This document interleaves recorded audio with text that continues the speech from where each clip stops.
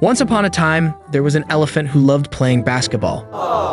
He loved it so much that he decided to join a team of rectangular animals. They called themselves the Rectangulars. He was so tall, and his trunk was perfect for reaching high rebounds. One day during a game, the elephant accidentally knocked over the dictionary that was sitting on the sidelines. All the words tumbled out and mixed up, making it impossible for anyone to understand what the other animals were saying. The game was delayed while they tried to fix the dictionary, but it was no use.